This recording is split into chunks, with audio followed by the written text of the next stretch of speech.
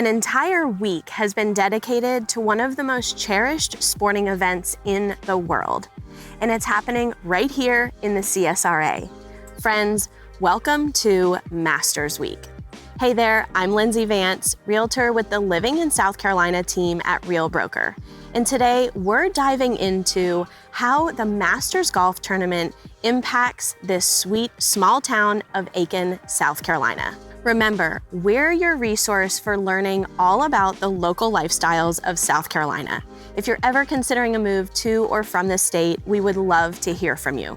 Okay, let's get started. So what does the Masters have anything to do with Aiken? We're only 18 miles from Augusta National, and because of that, this week is one of the busiest of the entire year, both for visitors and our locals. In fact, school is out on spring break during the same exact time, and all of our local businesses are gearing up for that extra visitor traffic. Masters Week is usually the first full week of April, running from Saturday through the following Sunday. You have the women's amateur, the drive chip putt contest, practice rounds from Monday through Wednesday, and then of course, play days Thursday through Sunday. If you have a chance to go to the tournament, it's definitely a once-in-a-lifetime opportunity, and it will be amazing. However, if you don't have the chance, there's still so much happening in the area. Whether you're visiting, you just moved here, or maybe you're already a resident. So let's see what's happening in Aiken during Masters Week. There's some traditional events that happen every year during Masters Week. On Monday, you have the Hopelands Gardens concert series. Tuesday is the Aiken Art Walk right in downtown. And Thursdays, of course, is Amp the Alley, live music right in the alley downtown. You also have live music at various places around town throughout the week, and some great shopping and the best restaurants. And if you really want to get a sense of the Aiken lifestyle, reach out and I'll send you the top 15 things to do in the Aiken area. There's places like the Hitchcock Woods, which is the largest urban forest in the US, Hopelands Gardens, and have dinner at the Wilcox. These are some local favorites. So how about making a tea time while you're here? We have some of the most beautiful golf courses in the Aiken area.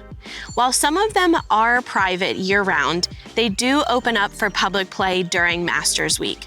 You've got some exclusive clubs like Palmetto Golf Club, one of the oldest courses in the United States, and two of our newest, Old Barnwell and the Tree Farm. Then you have other courses like Aiken Golf Club right in downtown, Woodside Country Club, Reserve Club at Woodside, Cedar Creek Golf Club, Hounds Lake, and of course, many other golf courses between Columbia and Augusta. So we've gotten through all the fun stuff, but how do you get here and where should you stay? My recommendation for travel plans is to fly into the Columbia, South Carolina airport, which is commercial, or you can fly into Augusta, Georgia. But take note, if you fly into Augusta, the flights might be more expensive and your options are limited. We also have a regional airport here in Aiken, but it is for private flights only. As far as housing accommodations, there are tons of options in the Aiken area. You have some unique places to stay, like the Wilcox Hotel, which is a top-ranked hotel in the world, and also the Carriage House Inn. Both of these are going to give you a one-of-a-kind experience. You might also find rentals from homeowners themselves. This is a really popular trend for our area. People get their home ready for Masters Week, rent it out, and then they go on vacation. And there's a big tax benefit to this. It's called the Augusta Rule, and I'm going to mention it in just a minute. There are also vacation rentals. Due to the demand of people coming to the area for this week, it's piqued interest to a lot of investors to dive right into that. And then, of course, we have your traditional chain hotels. The Augusta Rule was created because of Masters Week. There was so much demand for rentals in the area that homeowners decided to rent out their personal property. So the IRS decided to make this a rule. And it's not specific to our area, it is nationwide as a federal tax benefit. The rule states that you can rent out your primary residence for up to 14 days per year and not have to claim that income on your personal taxes. How cool is that? But there are some restrictions. The home cannot be your primary place of business. This also means if you take the deduction for business use of a home office, you cannot use the Augusta Rule. Your home can also not be considered a full-time rental property. If you rent out your home for more than 14 days, you'll have to report all the income and the tax benefit will not apply. And of course, the rent you charge must be reasonable and in line with what the rental market supports. Homeowners can rent their house out to individuals looking for vacation opportunities or to a business owner who intends to use it for business purposes.